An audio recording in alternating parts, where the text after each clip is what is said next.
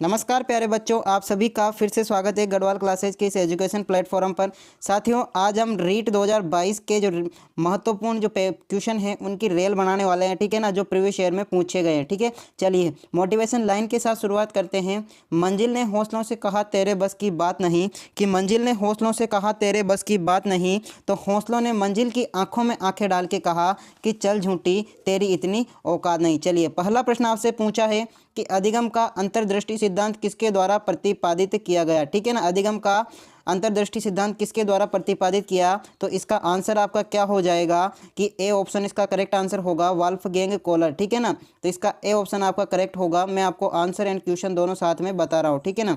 और second question आपसे पूछा है कि अधिगम के समस्या समाधान उपागम का अंतिम चरण कौन सा है, तो कौन सा है इसका आंसर 2022 में पूछा गया प्रश्न है, रीट 2022 में, तो कौन सा इसका करेक्ट आंसर होगा, निष्पादन का सत्यापन। ठीक है ना, मैं आपको आज वही प्रश्न बता रहा हूँ जो प्रीवियस ईयर में पूछे गए हैं और 2022 में भी पूछे गए हैं। ठीक है ना, चलिए इसमें सी ऑप्शन आपका करेक्ट होगा। अगर आपसे कोई पूछे कि समायोजन के लिए एक व्यक्ति के रूप में रक्षात्मक युक्तियों के प्रयोग का मौलिक रूप किसके द्वारा प्रस्तुत किया गया, तो किसके द्वारा प्रस्तुत किया गया, जल्दी से इसका आंसर दो। बिल्कुल साथियों, इसमें आपका डी ऑप्शन बिल्कुल करेक्ट आंसर।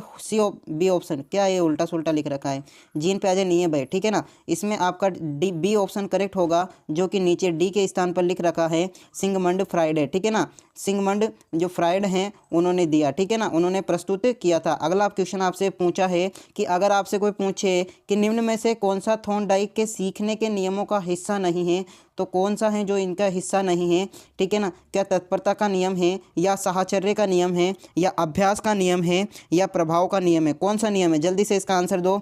बिल्कुल साथियों, जिस किसी का भी आंसर इसमें बी आ रहा है, साहचर्य का नियम, उसका आंसर बिल्कुल सही है। ठीक है ना, तो ये तो हो गया आपके 4 क्वेश्चन। पांचवा क्वेश्चन अगर आपसे इस प्रकार से कोई पूछे कि निम्न में से कौन सा कक्षा में सीखने को प्रभावित करने वाला मनोवैज्ञानिक कारक है, तो कौन सा है, इसमें आपका अभिप्रेक्षणात्मक एवं संवेगात्मक अवस्था है। ठीक है ना, अभिप्रेक्षणात्मक एवं संवेगात्मक अवस्था है। ठीक है ना, तो ये हो जाएगा आपका इसमें करेक्ट आंसर। इसके साथ साथ कौन कौन से हो जाएंगे वो मैं आपको बता दूं। इच्छा शक्ति है, ठीक है ना, इच्छा शक्ति है, इसके साथ साथ में रुचि हो जाएगी आपकी।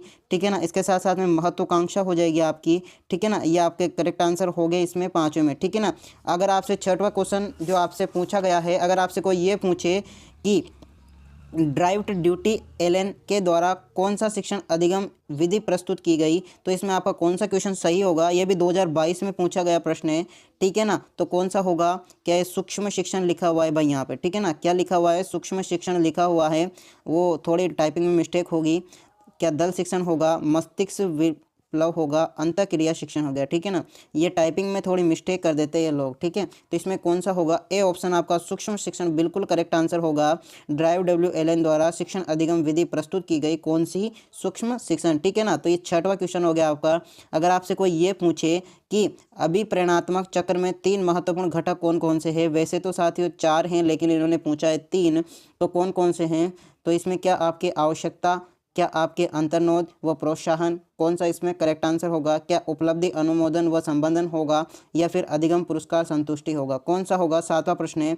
ठीक है ना, तो कौन सा होगा साथियों, इसमें आपका होगा आवश्यकता, अंतर्नोद, इसको आप प्रणोद है। ठीक है ना, अंतर्नोद नहीं है, प्रणोद है, और प्रोत्साहन। ठीक है ना, प्रोत्साहन, और इसके साथ साथ में एक और लिख लो आप, लक्ष्य। ठीक है ना, ये सब घटक हैं। ठीक है ना, और इसमें से ये नहीं है, ये नहीं है, ये नहीं है। ठीक है ना, इनमें से आप लक्ष्य हैं, इसमें से अनुमोदन है, इसमें से पुरस्कार, इसमें से अधिगम और सृष्टि नहीं है, इसमें से ये नहीं है। ठीक है ना, तो इसमें आपका बी ऑप्शन करेक्ट आंसर होगा। अगला क्वेश्चन अगर आपसे कोई इस प्रकार से पूछे कि निम्न में से कौन सा बाह्य अभिप्रेरण का उदाहरण है, तो कौन सा बाह्य अभिप्रेरण का उदाहरण है, उपलब्धि की आवश्यकता होगा, क्या चिंता होगी, या आकांक्षा स्तर होगा, या फिर पुरस्कार होगा, जल्दी से बताओ कौन सा इसमें करेक्ट आंसर होगा।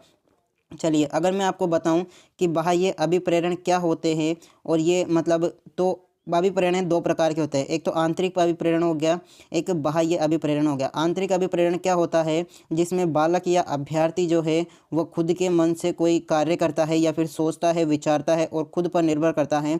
बाह्य अभिप्रेरण जो होता है वो दूसरों पर निर्भर करता है। ठीक है ना, अब उपलब्धियों की आवश्यकता खुद पर निर्भर करता है, चिंता खुद पर निर्भर करती है, आकांक्षा स्तर खुद पर निर्भर करता है, लेकिन पुरस्कार जो हैं वो दूसरों पर निर्भर करता है। दूसरे पुरस्कार देंगे तभी पुरस्कार प्राप्त होगा। ठीक है ना, तो इसमें डी ऑप्शन ऑप्शन आपका करेक्ट आंसर होगा।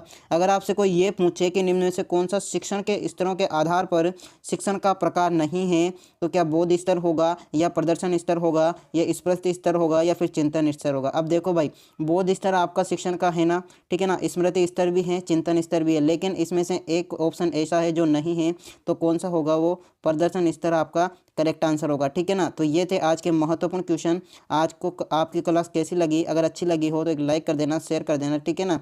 तो इसी प्रकार हम अगले MCQ प्रश्नों पर PYQ पर चर्चा करने वाले हैं। ठीक है, तब तक के लिए बाय।